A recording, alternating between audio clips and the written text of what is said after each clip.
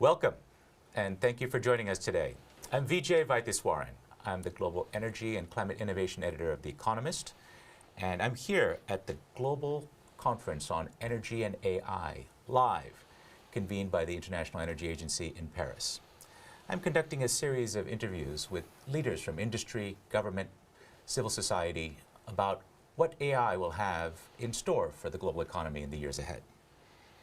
I'm here now with Kate Brandt, Chief Sustainability Officer of Google. Welcome, Kate. Thank you. Great to see you. Great to see you, and what a timely event indeed. Absolutely.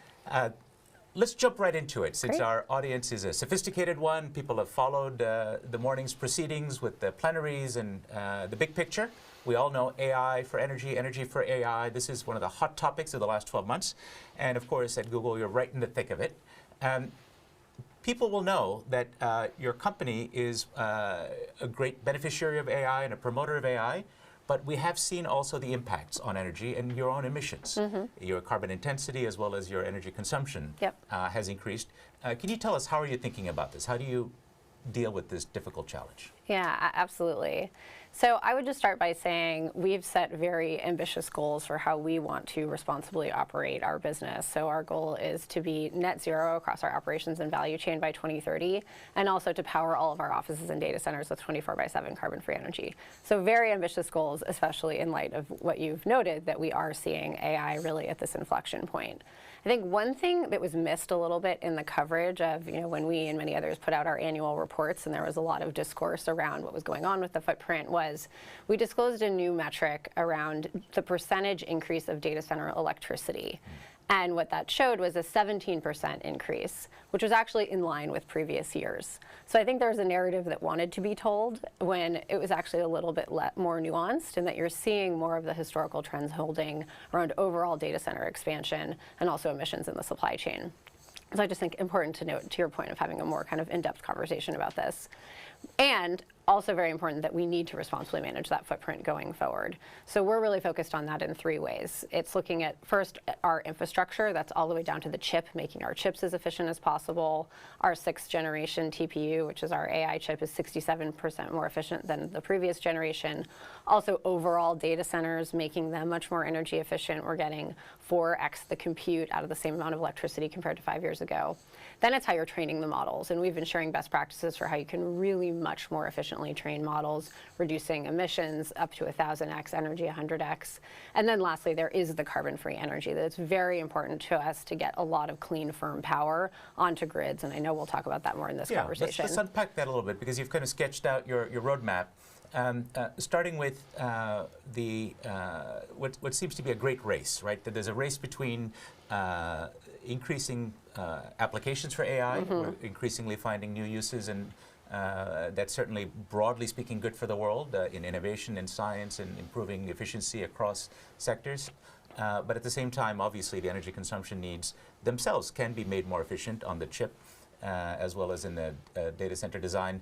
You've introduced things like a more efficient data center design. I think at least an affiliate of yours, Sidewalk Infrastructure Partners, I think, has done so. But can you talk, what is the potential of that great race? Because typically what we find in energy is the Jevons effect, right? If you make things more efficient or cheaper, people tend to use more of energy. It happened with coal a few hundred years ago. Could this happen, that our uses that we find for AI outstrip the efficiency gains that you're able to come up with? Yeah, so I think a few things I would say about that. The data center sector as a whole has a very long-standing track record of driving really deep efficiency. And of course, why is that? Well, yes, we all very much care about environmental sustainability, but also for cost reasons. And so there's a piece of research that John Coomey did many years ago that looked at that period of time between 2010 and 2018, when there was a big data center boom. Electricity consumption for data centers during that time only increased 6%, while compute capacity increased by 550x. So this is a sector that knows how to operate really efficiently and has a major business incentive to do so. So I'm not necessarily saying that trend we will see again, but there's a lot of muscle memory and a lot of understanding how to keep driving that efficiency for business reasons. And then also, I think you're pointing to, the net benefit. What are all the solutions that are going to be possible that AI is going to enable to modernize electricity systems, which is a lot of what we've been talking about here at the IEA. And that's what we're seeing huge potential for, whether that's using AI to better understand the solar potential of rooftops to enable developers to deploy more quickly, or working with grid operators to help them better model their grids and understand what it looked like to pull off a coal plant, how could they deploy more wind energy. And then also even understanding extreme weather events more effectively, which we know impact clean energy supply, being able to predict weather much more effectively, or even being able to predict flooding. So I think we're seeing both a sector that really understands how to drive towards deep efficiency and so many use cases that will be essential to driving innovation in the energy sector. Let's pick up on the piece about the actual energy that's used. As you've said, you've made some very strong commitments as a company towards decarbonization, quite aggressive goals that are now obviously being challenged by this booming market. You and other technology companies pioneered the use of power purchase agreements in America, which really helped cement the rise of renewable energy in America at scale. Is that sufficient? Is that tool fit for purpose? Or I'm seeing you put forward new kinds of commercial agreements. Can you tell us just very briefly what differently now needs to happen given that the scale of energy, now we're talking hyperscaling, data centers the size of nuclear power plants worth of energy. What do you need to do differently? Yeah, so of course, yes, we've been executing on PPAs for renewable energy since 2010. We have a portfolio of 14 gigawatts, so we are very comfortable with that approach. And we need new tools in our toolbox. So one thing that we did earlier this year was we partnered with NV Energy, who's the utility in Nevada, on a new model called a clean transition tariff. This enables us to do direct planning with the utility so they can better understand what our load profile or any large energy user's load profile will look like, do that planning with us, understand the kind of clean firm capacity we're going to need, and not put that burden on the ratepayers. So tools like that are going to be really critical.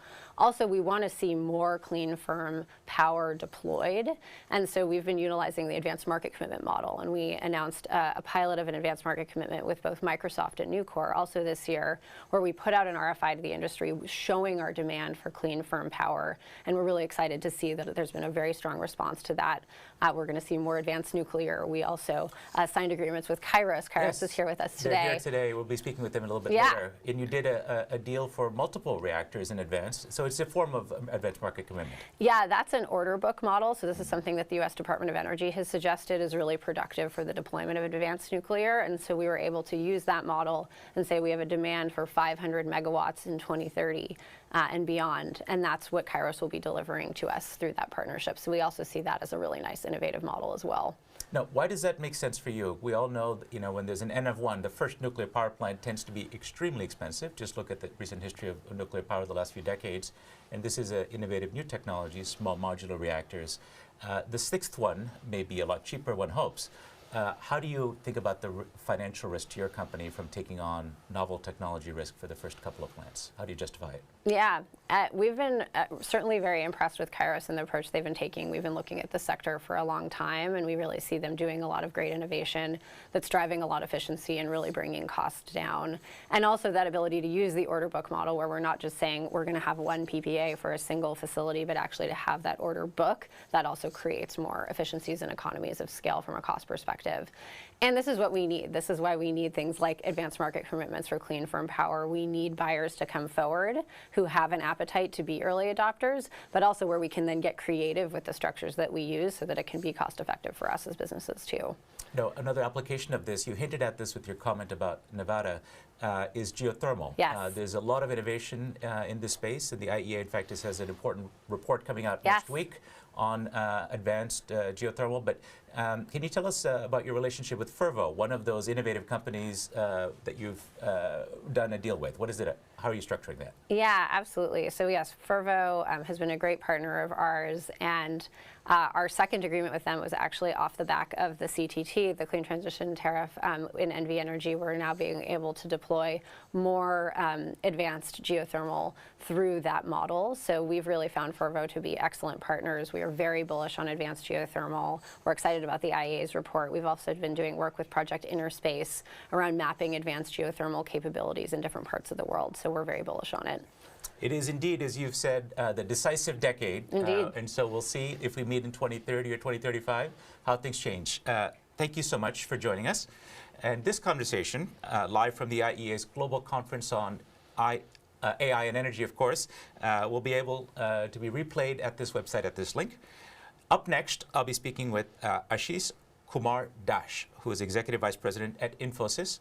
We hope you'll join us then. Thank you.